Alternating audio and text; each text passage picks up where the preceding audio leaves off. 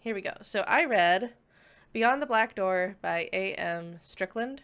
And then actually, this was a good example of where the mini book actually matches the actual book. There's a couple books I read where like I didn't actually get it didn't work out super well. I was gifted this book for Christmas by a family member. They thought I would like this book, and it was the last book I added to the list, to my mini books before I cut them all out and made all my mini books. So it barely made the cut, but I just thought, well, when else am I going to read it? So I added it in because it ultimately would be added to my to be read shelf.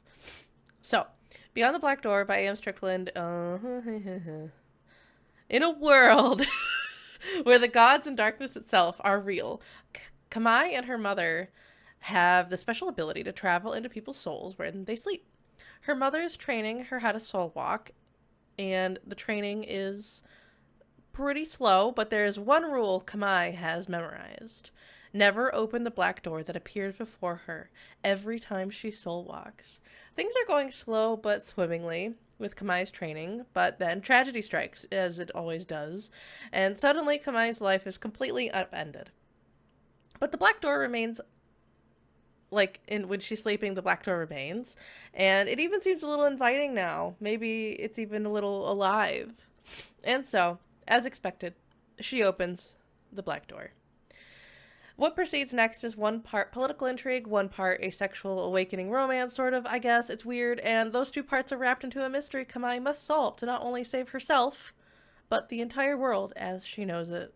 So here's my review of the book. It was fine. The book is fine. The author is obviously skilled at writing. The plot was... It has some really good ideas, some really unique ideas, but the execution was a little muddled. Like, you can tell that this was this author's first book. So I appreciate that Kamai feels her age in the writing, and the magic system is really interesting, but there are other times when the magic system is just bent to the plot's will, or it felt very like, oh yeah, you didn't know about this other thing that I can do, a character that I'm talking to, I'm gonna do it right now, and you didn't know either, you person reading this book. I appreciate that many different themes were brought up in this novel, but there were too many themes, and the author couldn't quite make the plot, or make the point that they were trying to make, I think. Also, there's a character who's really important in the plot, but they barely show up in the novel, and when they do finally show up, I just didn't really care about what happened to them. And I wish this novel had been reworked a little bit. Also, the toxic relationship is not resolved in a satisfying way, but I guess how could it have been? It's really weird. I don't want to spoil the story, but I have issues with how this story was handled. Like, good ideas, not the best execution. Just okay execution. But yeah, I think if this book had been reworked a little bit, just a little, it would have been fantastic rather than just fine. But this author has published many other novels since this one, so I'm sure they have grown in their craft. I think they use she, they pronouns, are releasing 2 books this year. One of them is called like Dragon Goddess or Dragon Queen. I don't know. That was Beyond the Black Door. It's okay. I don't really recommend it. I feel like maybe try, like, they're advertising this other book, In the Ravenous Dark, in the back. That's about, a pansexual blood mage reluctantly teaming up with an undead spirit to start a rebellion among the living and dead. That one might be a better place to start with A.M. Strickland. I will read more books by them probably eventually, but not anytime soon. Okay, I'm gonna pull the next book now. Is this a good spot? I don't know where to put. I zoomed in the camera. Yeah, you can see it just fine. Okay. I can't like reach in here. Alright, shutting my eyes. Ah! Which one? This one. I got, okay. This is what I wanted. I wanted to get a book that I was not on my specific TBR shelf, so this is cool. Let me move this out of the way. I don't know what this book is about, though. This one is called The West Passage. The West Passage by Jared Pachasel. And this was submitted by Holachick, I think. It's Holla like the bread. Thank you very much for submitting this. I'm looking forward to reading it. This book has I've seen this book quite a bit. I don't know what it's about. And I'll tell you what it's about next when I review it, I guess. All right.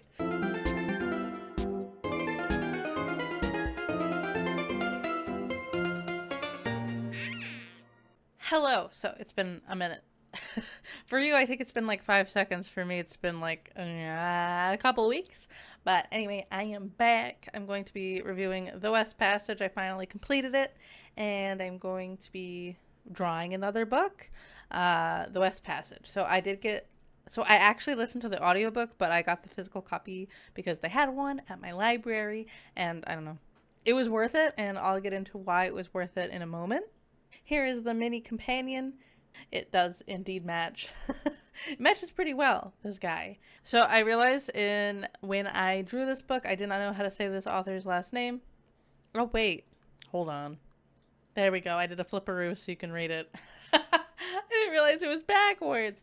So yeah, I did not realize that this was not pronounced the way I thought it was, in the way that it is phonetically spelled. It is actually pronounced, this book is The West Passage by Jared Pekacek. And now I know. Sorry about that. The West Passage by Jared Pekacek is a very weird debut novel.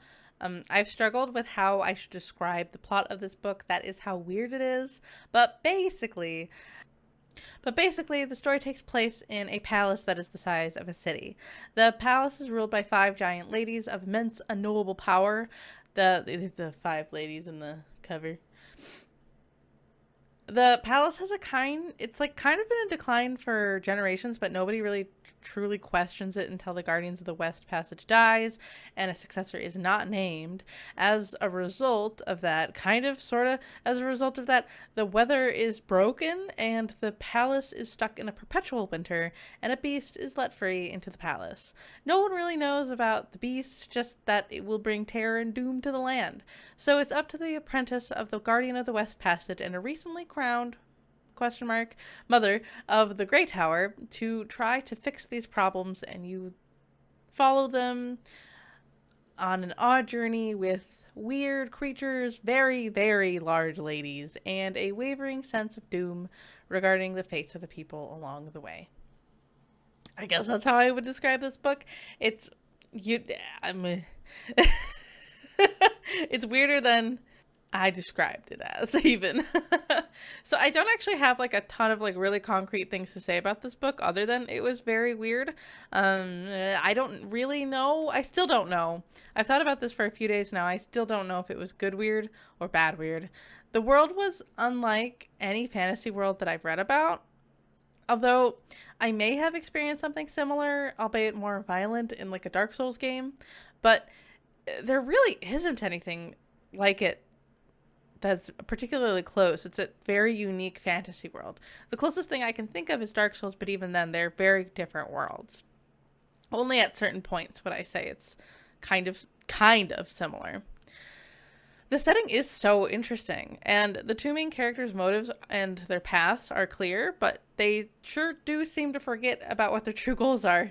I don't need characters to constantly push towards a goal in a story, but it got to the point where I wasn't even sure what they were supposed to be doing at times, and the story got a little muddled in my opinion.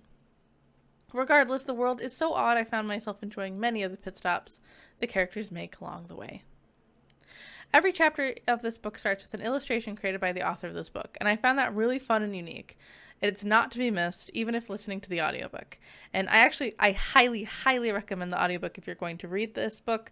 The narrator does a fantastic job. So, I don't know, this book didn't wow me, but I had a pleasant time. I'll show you some of the illustrations in this book one moment.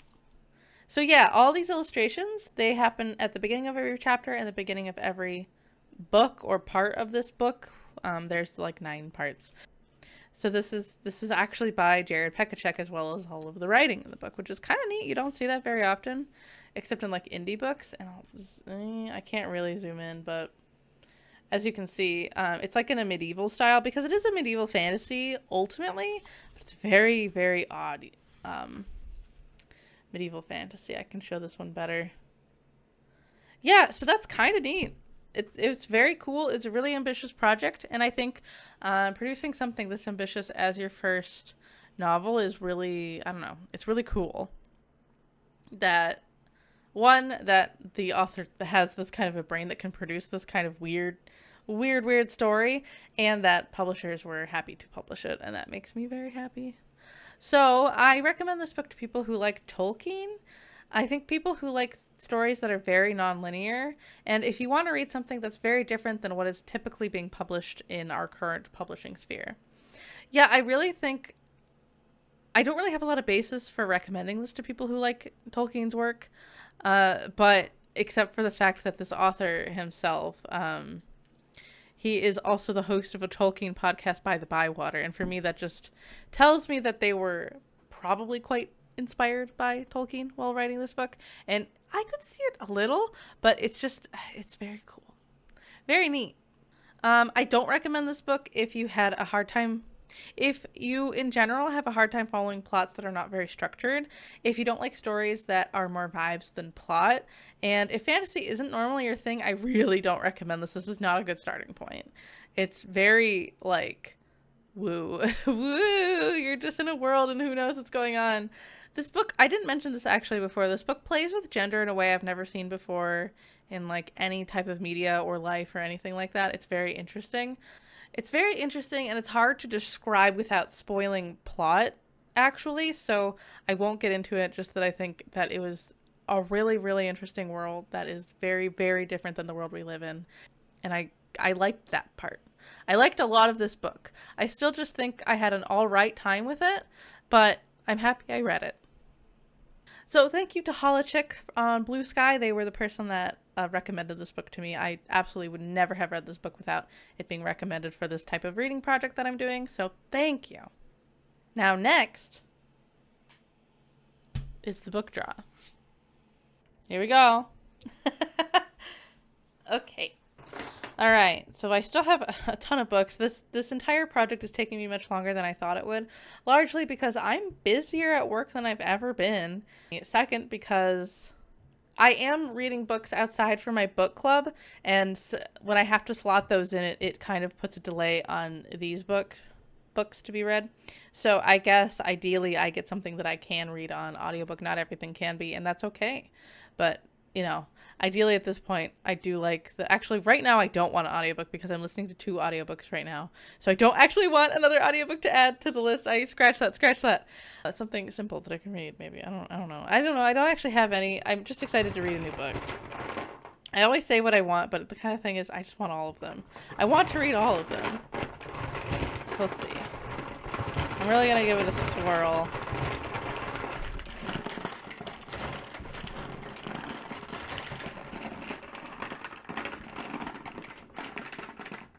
Ah, they all fell out. There we go. I only have one in here. A yellow book. Okay. Well, I can see what it is. Can you see what it is? Can you tell what book this is? Well, I can't open this. There we go. I got it out. Okay. So this is The Book of Three by Lloyd Alexander.